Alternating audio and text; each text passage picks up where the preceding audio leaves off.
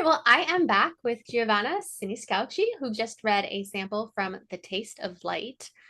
And one of the first things that stands out to me is that this takes place in Portugal, a Yeah. place we don't often get to visit in the historical romance genre.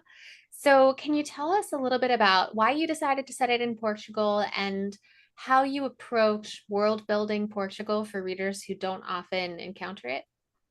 Okay, of course.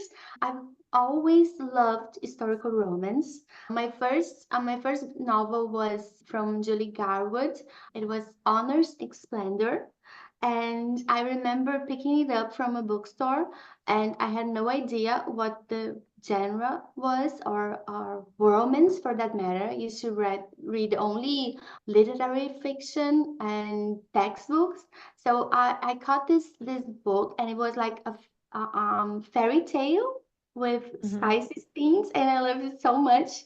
And for I don't know, like 12 years, I only read historical romance, and then it never crossed my mind to write a novel. But then in 2018, I went to Portugal, and we were visiting the Douro Valley, which is where they make port wine, and I think it is the most beautiful place I ever visited. This beautiful, the scenery with the river, the terraces for the vineyards, and the quintas, which is the properties that produce wine, is so perfect. And the people there is so embracing, so kind, so typical of the culture.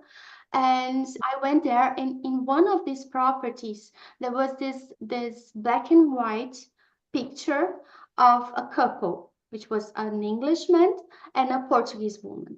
And it captured my imagination because I thought, oh my God, there is a historical romance here, because they were dressed in Victorian clothes, and it was this amazing scenery. Through the window, you could see the Douro River, which is Mhm. very beautiful. And I thought that, oh my God, there is a story here. And I came back to my home after the trip, and I started to research about the time, this Victorian time in Portugal. And I learned that the story of Portman is very rich, because it involves the Napoleon Wars, and when Britain decided to stop buying wine from France and had to buy wine from one of its only friends in Europe. By the time, it was Portugal, only Mhm. friend. So they created this relationship of friendship through wine. And most incredibly, despite all this British man that went to Portugal to sell wine back to Britain, they created a community in Portugal. They are still there today, but they didn't marry with Portuguese women. They had their own clubs, their own spots at the beach, their Wow. own culture, their own church. Everything was apart. So that couple that I saw was actually the exception to the rule, because they didn't intermarry. That was like completely Yeah. separate cultures. So that made me even more intrigued to understand what made a couple come together and create one of most important families in Portugal. So that's when I started, no, I need to write about this. But I realized I didn't know the first thing about writing a novel.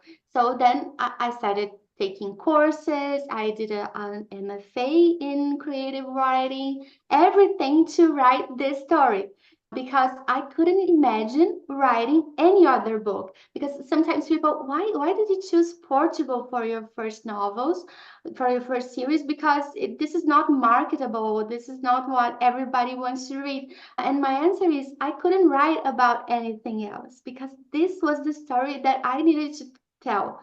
So I learned to write because of this story.